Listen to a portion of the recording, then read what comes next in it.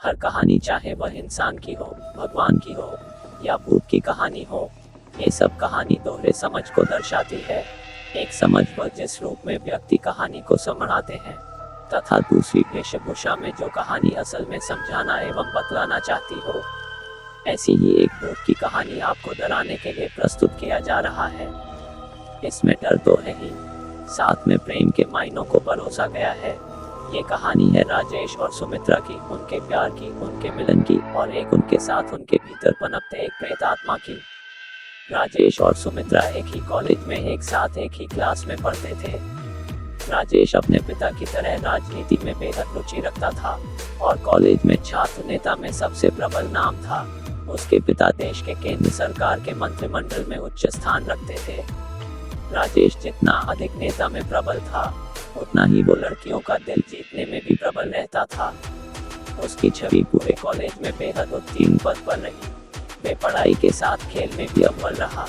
जब भी किसी भी शख्स को कॉलेज में कोई भी मुसीबत से सामना करना पड़ता, उसका हल मात्र राजेश के पास होता। राजेश का दिल नेतागिरी के अलावा किसी अन्य पर भी केंद्रित रहा। उस केंद्र का नाम सुमित्रा था। सुमित्रा भला की खूबसूरत थी। वो अंग्रेजी डिक्शनरी में ब्यूटीफुल शब्द का सबसे प्रमुख व्याख्यान करती थी। शर्मीले स्वभाव की भोली सी सूरत ओढ़े सुमित्रा प्रेम की एक अलग प्रस्तुति पेश करती थी, जो बेहद प्यारी थी। सुमित्रा मन ही मन राजेश को चाहती थी, लेकिन वह कह नहीं पाती थी, क्योंकि उसे यह डर था कि कहीं राजेश मना न कर दे, क्योंकि राजेश बेहद अमीर घर से ताल्लुकात रखता था। तो वहीं सुमित्रा एक सामान्य परिवार की बेटी थी। एक दिन सुमित्रा कॉलेज से घर की ओर जा रही थी। रास्ते में उसे राजेश मिला। दोनों की नजरें एक दूसरे को देखने लगी, जैसे कई जन्मों की बात कर रहे हो। फिर कुछ मिनटों के बाद दोनों ने एक दूसरे से नजर हटाए और नीचे की ओर झुकाए। राजेश बाइक पर अलग दिशा निकल रहा था, तो वहीं सुमित्रा अलग दिशा। दोनों एक दूसरे से काफी दूर हो गए थे। तभी सुमित्रा को कुछ लोग छेड़ने लगे जो कॉलेज के ही थे। सुमित्रा काफी घबरा गई और वहां से तेज रफ्तार में दौड़ने लगी।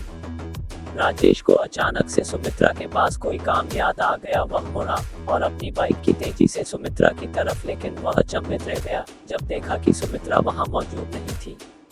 राजेश को वही लड़के दिखे। राजेश को उन्हें देखकर यह आभास हो गया था कि सुमित्रा के साथ कुछ हरकत कर रहे होंगे जरूर। वह वहीं रुका रहा और उन लड़कों से बात करके उन्हें सभी को भेज दिया।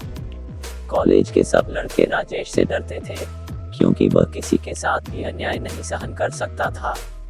जैसे ही वह गए, राजेश ने सुमित्रा को ढूंढने की कोशिश करी, लेकिन वह काफी देर तक नहीं मिली। परंतु जैसे ही वह वापस जा रहा था, तभी उसको कुछ रोने की आवाज आने लगी। पर आवाज एक गली से आ रही थी। राजेश ने उस गली के तरफ मुड़कर देखा तो सुमित्रा को पाया। सुमित्रा काफी भयभीत थी। राजेश ने उसे अपने बाहों में ले लिया और उसे भरोसा दिलाया कि वह उसे कुछ नहीं होने देगा। समय बीतने लगा और दोनों के प्रेम को अब नए रिश्ते की डोर में बांधने की बातें होने लगी। सुमित्रा और राजेश दोनों का विवाह होना नक्की हुआ। सुमित्रा ने बताया वह अनाथ है, उसका कोई नहीं, वह अकेली रहती है घर पर। इस पर कईयों ने राजेश के घर से आपत्ति दर्ज करी, लेकिन राजेश का सुमित्रा के प्रति प्यार देखकर वह शादी कराने को राजी हो गए। उनकी जोर शोर में शादी संपन्न हुई। दोनों एक दूसरे में बेहद खुश थे। 3 अगस्त इस तारीख का प्लान बनाकर दोनों अपना हनीमून मनाने हिमाचल प्रदेश के शहर कसौली पहुंचे। कसौली के प्रसिद्ध रेस्टोरेंट कसौली पैराडाइज में अपने प्यार भरे क्षण बिताने के लिए वे वहां के मैनेजर से एक कमरा लेते हैं। राजेश ने सुमित्रा से कमरा चुनने को कहा। यह रेस्टोरेंट 5 मंजिला था। सुमित्रा ने सुझाव दिया कि कमरा 3रे मंजिल पर ही लेंगे।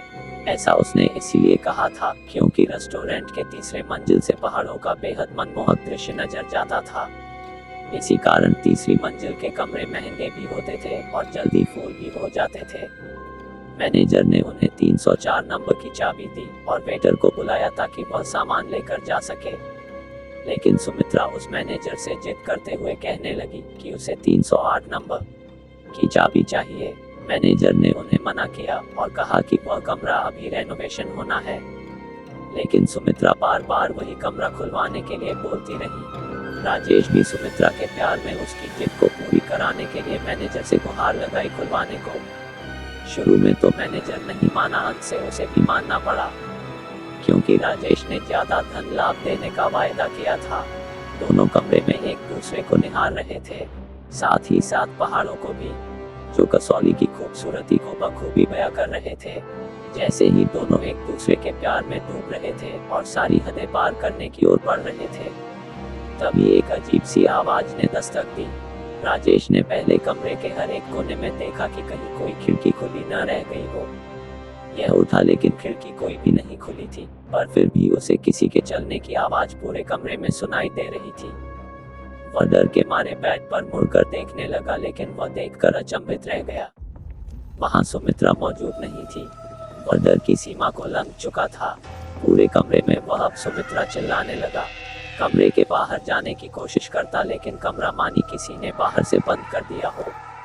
ये पहली बार था कि राजेश डर के मारे रोने लगा हो।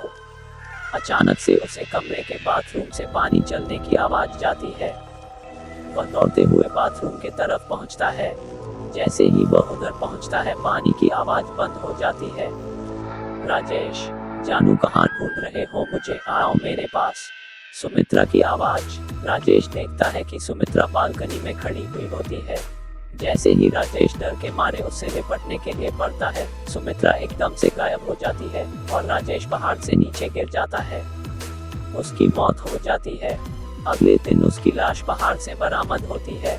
इंस्पेक्टर रणदीप सिंह को तहकीकात करने की जिम्मेदारी मिलती है। उस लाश के पोस्टमार्टम रिपोर्ट के मुताबिक राजेश मौत से पहले उसकी धड़कन काफी तेज चल रही होती है। इंस्पेक्टर सुमित्रा को ढूंढने की कोशिश करते हैं, लेकिन उन्हें सुमित्रा का कहीं नहीं पता चलता। मैनेजर से इंस्पेक्टर सीसीटीवी कैमरे की फुटेज मांगता है, परंतु वह रिकॉर्डिंग देखकर परेशान हो जाता है। सीसीटीवी कैमरे में सुमित्रा की कोई फोटो नहीं दिख रही होती। इंस्पेक्टर को यह मैनेजर की चाल लगती है। इंस्पेक्टर राजेश के घर पर उसकी मौत की खबर लेकर पहुंचता है। सभी परिवार वाले आहत ही जाते हैं। इसी वक्त राजेश का भाई इंस्पेक्टर से सुमित्रा के बारे में पूछता है। इंस्पेक्टर कहता है कि कमरे में तो हमें कोई नहीं मिला। सब घर वाले कहते हैं कि राजेश और सुमित्रा का हाल ही में विवाह हुआ था। इंस्पेक्टर ने उन्हें सुमित्रा के परिजनों को फोन करने को कहा। इंस्पेक्टर को फिर पता चला कि सुमित्रा का तो कोई है ही नहीं। वह कॉलेज में भी पता करने गया तो पता चला कि कॉलेज में सुमित्रा नाम की कोई लड़की ने कभी एडमिशन ही नहीं लिया था। ये वाकई में एक भूत थी और की कहानी एक अनसुलझी बनकर रह गई। दोस्तों, कैसी लगी आज की कहानी? अगर आप अपने माँ पापा से प्यार करते हैं तो कृपया वीडियो को लाइक और चैनल को सब्सक्राइब जरूर करें। धन्यवाद।